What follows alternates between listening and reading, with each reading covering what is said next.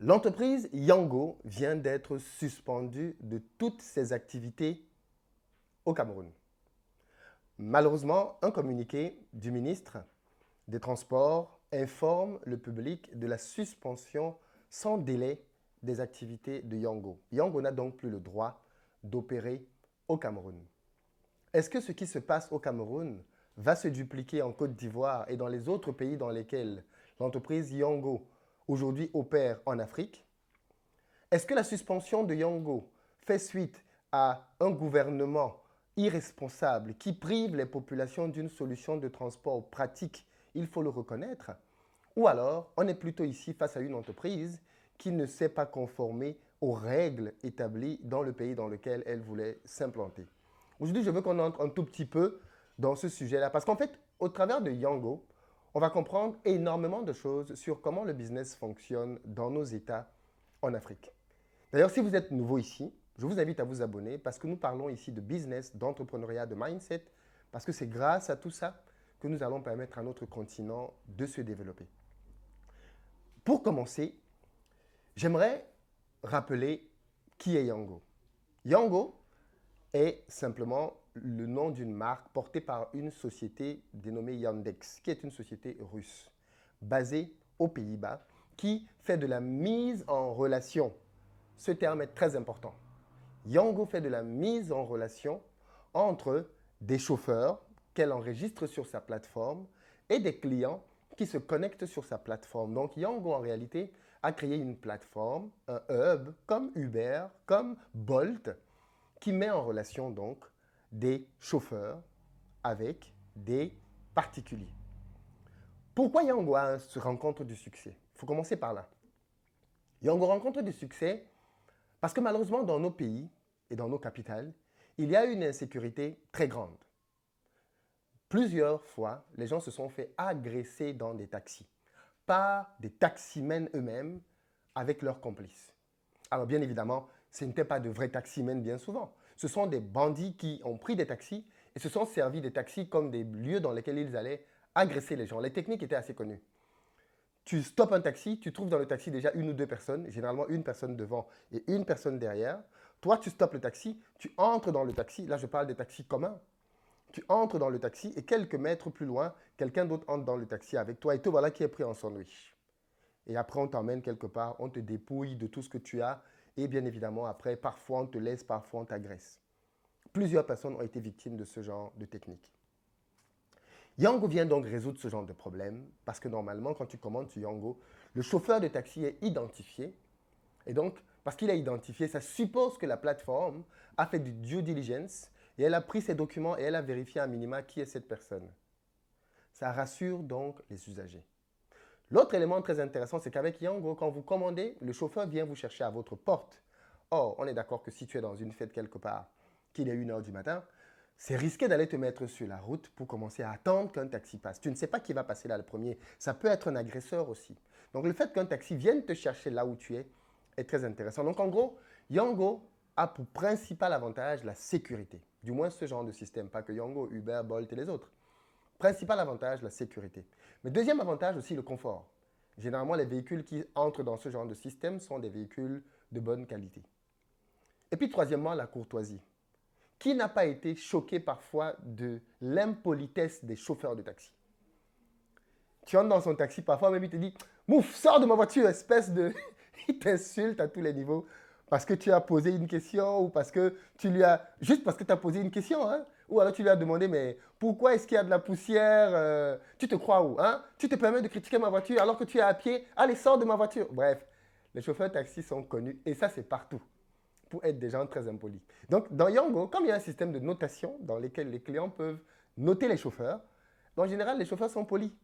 Ils sont courtois. Et pour les clients, ça change beaucoup de choses. Donc, fondamentalement, les clients ont accueilli à bras ouverts la venue des VTC dans les capitales africaines parce qu'ils venaient réellement faire concurrence aux chauffeurs de taxi.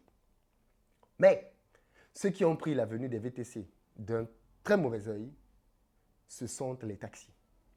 Parce que les taxis, bien évidemment, ont vu une concurrence arriver et ont voulu faire partie de cette concurrence. Je rappelle que ce qui se passe en Afrique aujourd'hui s'est tenu partout dans le monde. À New York, à Paris, les chauffeurs de taxi ont fait des grèves partout dans le monde pour combattre les VTC.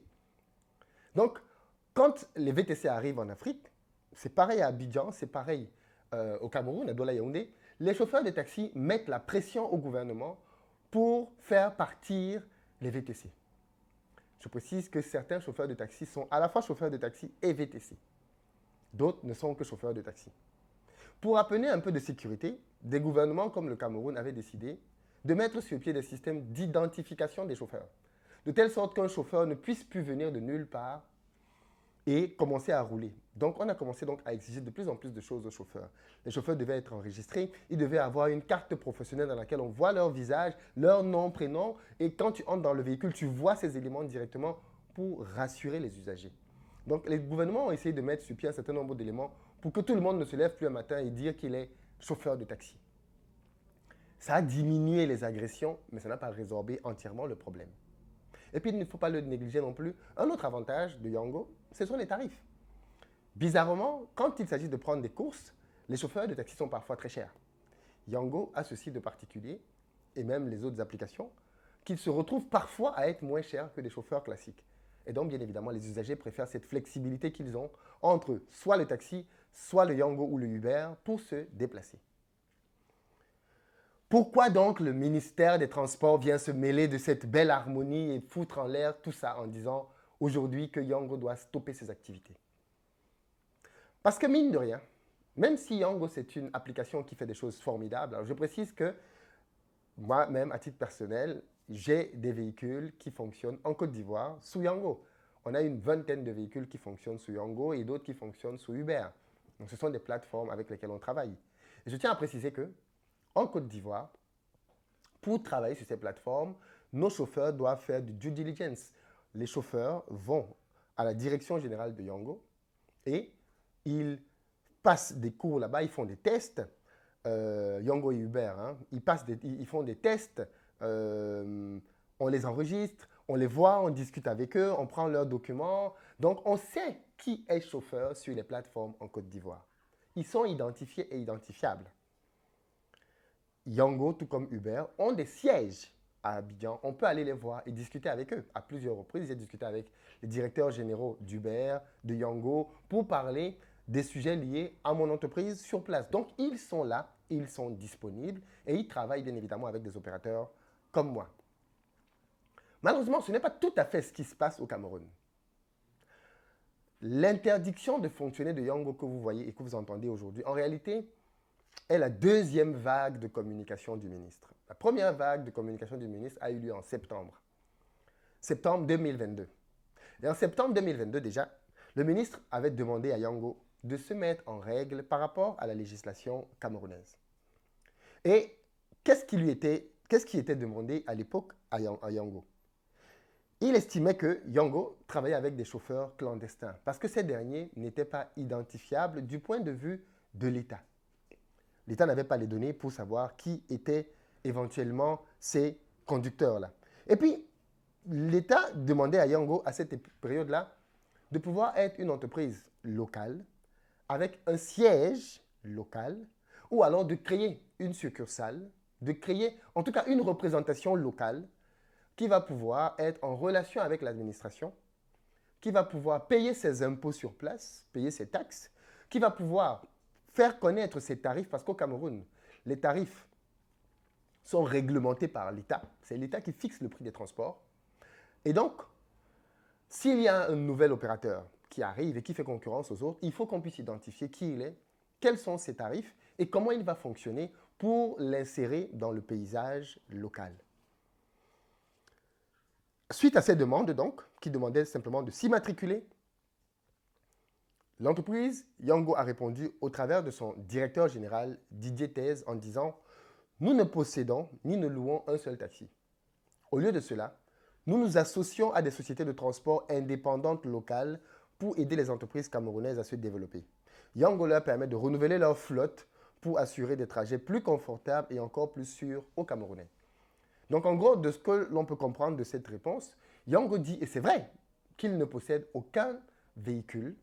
Et donc, ils ne peuvent pas aller faire des enregistrements comme s'ils étaient une société de transport classique. Et c'est donc là tout le problème. Parce qu'en fait, qu'est-ce qui se passe aujourd'hui? Ce qui se passe, c'est que au Cameroun, le ministre des Transports demande à Yango de se régulariser et de se conformer à une loi qui concerne les transporteurs. Et donc, c'est là qu'il y a un problème, parce que Yango dit, nous ne sommes pas des transporteurs. Nous n'avons pas de véhicule, nous ne transportons personne, nous n'avons aucun chauffeur, nous mettons en relation. Et ici, donc, vient mettre sur la table un problème qu'on a rencontré partout, celui de la réglementation. En Côte d'Ivoire, ce problème a été suffisamment sérieux parce qu'en Côte d'Ivoire aussi, les chauffeurs de taxi ont grévé, ont menacé de grève, ont mis la pression au gouvernement parce que, attention, le domaine des transports dans nos pays, les transports publics, même à Paris, partout dans le monde, les chauffeurs de taxi sont très puissants. Ils assurent les déplacements entre les personnes. Donc, si les chauffeurs de taxi décident de boycotter, de faire une grève, ils paralysent le pays. Si les chauffeurs de taxi disent aujourd'hui qu'ils ne travaillent plus, beaucoup de personnes n'iront pas au travail. Beaucoup de personnes vont, je veux dire, tu imagines un médecin qui ne peut pas aller à l'hôpital, des gens vont mourir, ça va avoir des conséquences énormes. Donc, les transports, c'est très sensible. Vraiment. Quand les transporteurs disent qu'ils veulent gréver par rapport à quelque chose, l'État écoute très attentivement. Donc, les transporteurs menacent donc en disant, on va gréver. Et donc, bien évidemment, le gouvernement ivoirien décide de prendre le taureau par les cornes et de créer une réglementation propre au secteur des VTC. Cette réglementation, quand elle était parue d'ailleurs l'année dernière, avait fait grand bruit. Parce que dans cette réglementation, on demandait par exemple à tous les véhicules qui allaient faire VTC désormais d'être des véhicules qui avaient au minimum 11 chevaux. Je ne sais pas si vous vous rappelez de cela, mais ça avait fait beaucoup de bruit en Côte d'Ivoire. Mais au moins, le gouvernement ivoirien s'est penché sur la question et a créé une loi dédiée à ce secteur qui en réalité est totalement différent des autres. Dans cette loi, on disait d'ailleurs que tous les opérateurs de VTC devaient verser, je crois, une somme de 20 millions de francs CFA pour avoir le droit d'opérer. Ce qu'on ne demande bien évidemment pas à un opérateur de transport urbain. Donc il y a le besoin de créer une réglementation différente. C'est ce qui a été fait en France. Une réglementation a été créée pour le secteur des VTC. Il se trouve qu'au Cameroun, pour le moment, il n'y a pas de réglementation qui soit créée pour encadrer l'activité des VTC. Bien évidemment, l'État prend du temps. En Côte d'Ivoire, il s'est écoulé plusieurs mois, voire même années, avant que le gouvernement ne se penche sur la question et ne statue sur une loi, un projet de loi. Au Cameroun, je précise que Yango est très récent. Ils sont très récents sur place et donc le gouvernement n'a pas encore assez de recul. Mais ce que j'ai l'impression, c'est qu'en attendant de créer une loi propre à ce secteur, on leur demande quand même de se conformer à une loi qui ne concerne pas le secteur des VTC. Et donc, bien évidemment, il va être impossible pour Yango de se conformer à des lois liées au transport. Ils ne peuvent pas. Ils ne sont pas transporteurs, ils n'ont pas de voiture, ils n'ont pas de ils n'ont rien. Donc, ils ne peuvent pas se conformer à ça. Il faut une loi qui va encadrer cette activité, mais c'est la même chose pour les Airbnb. En réalité, dans quelques mois, années, ne soyez pas surpris que les hôtels se plaignent des Airbnb parce qu'ils leur font de la concurrence déloyale et demandent qu'on ferme les Airbnb. À ce moment-là, nos États vont devoir se poser et créer une réglementation pour régir le secteur des Airbnb. Ce qui est déjà le cas d'ailleurs aujourd'hui en France. Au début, quand les locations saisonnières se sont créées, l'État était surpris par ce qui se passait. Aujourd'hui, ça a été encadré en France. Demain, ça va être encadré aussi en Afrique. Donc voilà donc un problème que l'on rencontre quand on veut se lancer dans le business, celui de la réglementation. Que dit la loi dans le pays dans lequel je veux m'implanter? Et on voit donc par exemple que deux pays africains, Cameroun, Côte d'Ivoire, gèrent le sujet totalement différemment. La loi qui va être implémentée en Côte d'Ivoire va être différente de la loi qui va être implémentée au Cameroun. Il reviendra à Yango, Uber, Bolt et tous les autres de s'y conformer s'ils veulent aller gagner des parts de marché dans ces pays dans lesquels il y a bien évidemment un énorme besoin. Je tiens à préciser que Yango est présente dans 600 villes et dans 17 pays, d'après les informations que l'on peut retrouver sur leur propre site. Et à ce jour, ils ont transporté plus de 36 millions de personnes depuis la création de la plateforme. C'est donc quelqu'un qui s'impose de plus en plus dans l'univers et dans le paysage des transports en Afrique. Mais ils sont confrontés à un problème de réglementation. Quand ils vont dans un nouveau pays, ce que l'on dit là arrive très rapidement. Les taxis, au début, c'est bien, c'est doux. Et puis, au bout d'un certain temps, les taxis protestent. Et quand les taxis protestent, l'État est pris au dépourvu. Qu'est-ce qu'il fait? Soit il demande aux transporteurs, enfin aux VTC, de se conformer à la règle des transports, soit il doit créer une nouvelle loi. Or, c'est que créer une nouvelle loi, ça prend du temps, ça passe par l'Assemblée nationale, il y a plein de choses là-dedans. Dans tous les cas, voilà la situation. Et pour le moment, l'interdiction a été donnée à Yango d'opérer au Cameroun. Alors, je précise que ceci a été communiqué le 5. Nous sommes le 9, l'application continue encore de tourner. J'imagine qu'ils sont en pleine tractation avec le gouvernement pour essayer de sortir de là avec une solution qui va arranger tout le monde. Parce qu'il faut le dire, au demeurant, les usagers vont se sentir profondément lésés. Parce que jusqu'à présent, c'était eux les principaux bénéficiaires de ce nouveau service, de cette nouvelle prestation. Dans tous les cas, voilà comment le type de problématique que vous pouvez rencontrer quand vous faites du business dans un secteur innovant en Afrique. Qu'auriez-vous fait, vous, à la place de Yango? Comprenez-vous la réaction du gouvernement camerounais? Êtes-vous d'accord avec cette réaction? Pensez-vous qu'il fallait plutôt créer une loi, créer une période pendant laquelle, je ne sais pas trop, en tous les cas, il y a un double contexte. En ce moment, peut-être que le ministre aussi réagit par rapport à une pression qu'il a, parce que on vient d'augmenter les prix des carburants au Cameroun. Et les chauffeurs sont en train de mettre une pression énorme pour augmenter les prix des transports. Or, la crainte que l'on avait avec l'augmentation des prix du carburant, c'était une inflation. Parce que le carburant, ça réglemente à peu près tout derrière.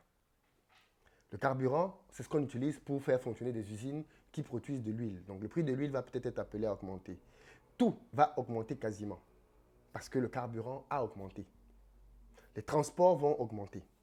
Et donc tout ceci risque de se retrouver au niveau des citoyens qui vont voir la vie, bien évidemment, chère, être beaucoup plus présente. Je tiens aussi à préciser que dans le même temps, l'État du Cameroun a augmenté le SMIC, qui est passé de 36 000 à 41 000, et que les gens, alors, ça reste faible, mais il fallait quand même le préciser, c'est une augmentation qui a été faite, même si ça reste faible, et que c'est dans ce contexte-là donc que je pense que les taxis ont mis la pression au gouvernement pour dire, mais attendez, non seulement vous augmentez les transports, le carburant, mais en plus on a de la concurrence là que vous ne réglementez pas.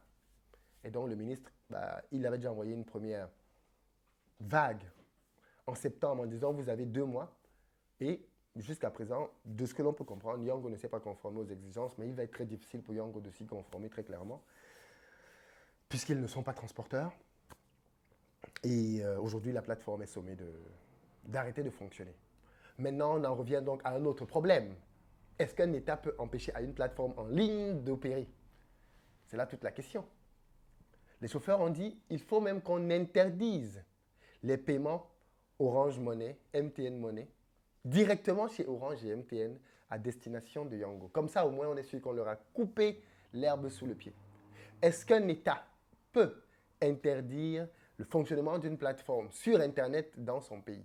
Ça me rappelle les arguments qu'on entendait à l'époque de l'IEP-Limal. Les gens qui disaient, mais l'IEP-Limal, de toutes les façons, c'est une plateforme en ligne. Qui peut interdire l'IEP-Limal? L'État du Cameroun ne peut pas interdire l'IEP-Limal. C'est une plateforme qui fonctionne en ligne. Elle est sur Internet. Et donc, quel État peut interdire ça? Les amis, dans son territoire, chaque État est souverain. Je ne sais pas si vous le savez, mais les États peuvent restreindre Internet dans une partie du territoire. On a souvent vu ça d'ailleurs. Quand les États ne veulent pas que des fake news ou alors que certaines informations simplement arrivent sur la toile, ils restreignent les communications Internet dans une région. Ça prouve donc bien que Internet n'est pas libre dans un État. L'État a le droit de réglementer, fût-ce Internet, dans son territoire. Donc, les amis, l'État a le droit et a les moyens d'empêcher à Yango d'exercer au Cameroun. Ils ont plusieurs moyens de le faire. Mais je ne pense pas et je ne souhaite pas qu'on en arrive à ce genre de confrontation entre un opérateur économique qui veut faire du business et un État qui veut, bien évidemment, créer des conditions favorables au business au sein de son pays. Dites-moi ce que vous en pensez dans les commentaires. C'est un sujet intéressant. Je pense qu'on va peut-être faire un live dessus. Qu'est-ce que vous en pensez? En tout cas, je vous attends là-dessus. Dites-moi ce que vous en pensez et je vous dis à très bientôt.